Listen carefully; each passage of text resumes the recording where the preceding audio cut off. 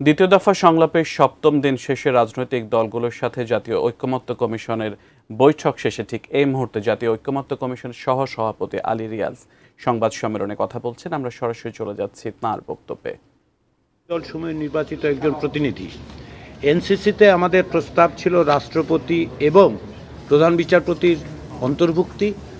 সেটা যেহেতু রাজনৈতিক দলগুলোর অধিকাংশের কাছে গ্রহণযোগ্য মনে হয়নি, সেজন্য জাতীয় ঐকমত্য কমিশন সেখান থেকে সরে এসে আমরা প্রস্তাব দিয়েছিলাম যে রাষ্ট্রপতির একজন প্রতিনিধি, সেটাও আমরা সুনির্দিষ্ট করেছি। আমরা বলেছি যে সংসদের সদস্য নির্বাচিত হবার যোগ্যতা সম্পন্ন কোনো ব্যক্তি, প্রজাতন্ত্রের কর্মে নিযুক্ত নহেন এমন ব্যক্তি এবং মনোনয়নের পূর্বে 10 বছর কোনো রাজনৈতিক দলের বা উহার অঙ্গ সংগঠনের সদস্য নহেন এমন কোনো ব্যক্তি একজন প্রতিনিধি হিসেবে রাষ্ট্রপতি পাঠাতে পারবেন।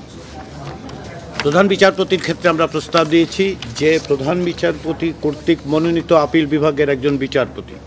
কাঠামোগত দিক থেকে এটাই আমরা প্রস্তাব করেছি এবং আমরা বলেছিলাম যে নিম্নকক্ষের স্পিকার এতে সভাপতিত্ব করবেন। এগুলো নিয়ে আলোচনা হয়েছে। এর মধ্যে একটি বিষয় যেটা এসছে সেটা হচ্ছে যে যখন সংসদ বহাল থাকবে না, অর্থাৎ তত্ত্বাবধায়ক সরকার ব্যবস্থা যখন থাকবে, সেটা আমরা যে নামেই বলি, তখন কি হবে। আমাদের পক্ষ থেকে একটা প্রস্তাব ছিল যে এটা অব্যাহত রাখার।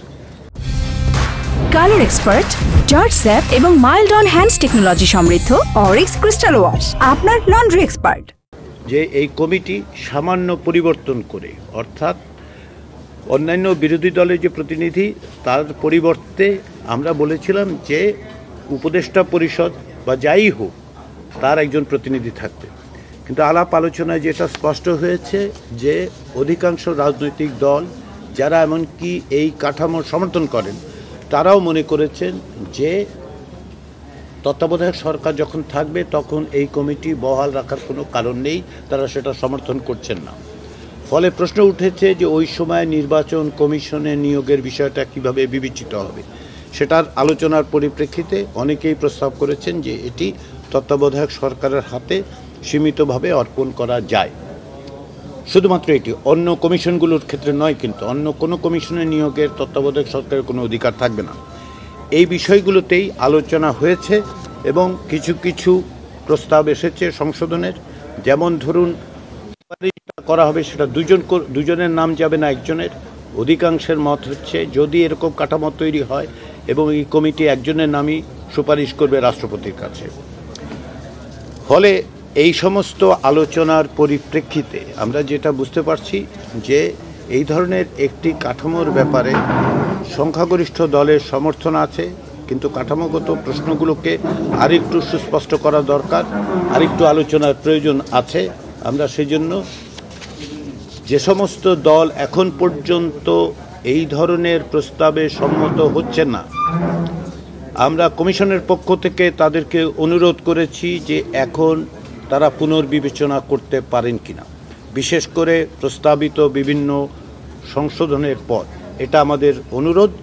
বিভিন্ন রাজনৈতিক দল তারাও অনুরোধ করেছেন, যারা এটি সমর্থন করেন, যারা এটি সমর্থন করছেন না তাদেরকে অনুরোধ করেছেন যে আপনারা পুনর্বিবেচনা করতে পারেন কিনা। আমরা আশা করছি যে যে সমস্ত দল এই ধরনের কমিটি নিয়োগের ক্ষেত্রে এখন পর্যন্ত একমত হতে পারছেন না, তারা এগুলি পুনর্বিবেচনা করবেন এবং আগামীতে আমরা আলোচনার মধ্যে দিয়ে একটি নিষ্পত্তিতে আসতে পারব।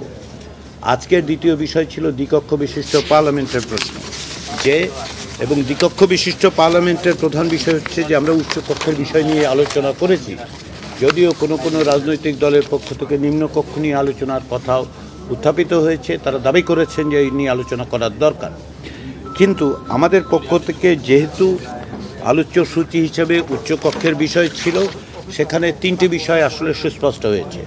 প্রথমত, অধিকাংশ দল নীতিগতভাবে দ্বিকক্ষ বিশিষ্ট সংসদ প্রতিষ্ঠার পক্ষে, কিছু কিছু দল বিভিন্ন কারণে সামান্য আপত্তি করছেন, কিন্তু সেটা কতটা নীতিগত সেটা এখন পর্যন্ত স্পষ্ট নয়। তবে আবারও বলি, অধিকাংশ দল নীতিগতভাবে দ্বিকক্ষ বিশিষ্ট সংসদ প্রতিষ্ঠার পক্ষে।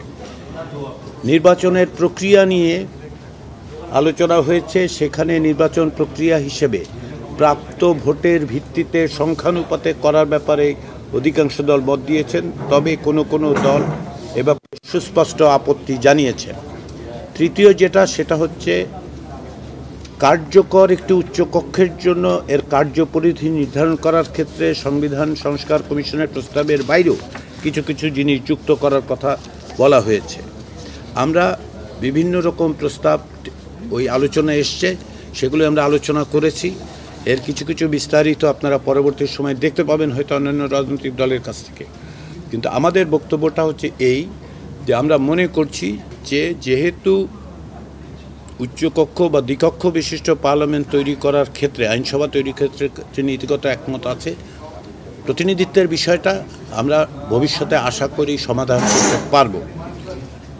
এবং যে সমস্ত দলের পক্ষ থেকে এই নিয়ে আপত্তি আছে তারা এগুলো আজকের আলোচনার পরে কয়েকটি দল, বিশেষ করে একটি দল আমাদেরকে বলেছেন যে তারা এটা নিয়ে আলোচনা করবেন। ফিরে গিয়ে যে সমস্ত আলোচনার মধ্যে উঠেছে আজকের, ফলে আজকের অগ্রগতির দিক যেটা সেটা হচ্ছে আমি আগেও যেটা বলেছি, প্রতিদিনই বিশেষ অগ্রগতি অর্জন করা যাবে সেটা মনে করার কোনো কারণ নেই। আমাদের দিক থেকে আমাদের চেষ্টাটা অব্যাহত আছে। জুলাইয়ের মধ্যে আমরা একটি সনদ তৈরি করতে চাই, আমরা এই ব্যাপারে প্রতিশ্রুতিবদ্ধ। আমি আজকে সকালে রাজনৈতিক দলগুলোর কাছে অনুরোধ জানিয়েছি যে আপনারা সকলে মিলে গত বছরের জুলাই মাসে যেমন একটি পতাকার তলে সমবেত হয়েছিলেন, যেখানে কোনো দলের বিষয় ছিল না, রাষ্ট্রের বিষয় ছিল, জনগণের বিষয় ছিল, দেশের বিষয় ছিল। আমরা আশা করছি সেই জায়গার থেকে, সেই চেতনার থেকে, সেই আগ্রহ থেকে, সেই কমিটমেন্টের জায়গা থেকে রাজনৈতিক দলগুলো আরেকটু বেশি অগ্রসর হবেন আগামী দিনগুলোতে। আমরা সেই চেষ্টা অব্যাহত রেখেছি। তারপরেও বিভিন্ন মত এবং বিভিন্ন রকম আলোচনায় মত পার্থক্য সত্ত্বেও আমরা এখনও আশাবাদী। আমরা মনে করি রাজনৈতিক দলগুলোকে বেশ কিছু বিষয়ে আমরা একমতের জায়গায় আনতে পারব। সকল বিষয়ে সকলে একমত হবেন তা নয়, কিন্তু রাষ্ট্র একটি জবাবদিহিমূলক রাষ্ট্রের প্রতিষ্ঠার জন্য প্রাতিষ্ঠানিক কাঠামোর পরিবর্তনের জায়গায় রাজনৈতিক দলগুলো একমত হবেন, এটাই আমাদের আশা। আমি আজকে আপনাদের কাছ থেকে প্রশ্ন নিচ্ছি না, কারণ রাজনৈতিক দলগুলো অপেক্ষা করছেন। অনেকগুলো দল, অনেক কথা হয়েছে আজকে। আমি অনুমান করি তাদের অনেক বক্তব্য আছে, সেগুলো আপনারা শুনবেন। এবং আমরা আগামী দুদিন বৈঠকে বসছি না। এর মধ্যে একটা অন্যতম কারণ হচ্ছে কিছু কিছু রাজনৈতিক দলের কিছু কর্মসূচি আছে 1 জুলাই।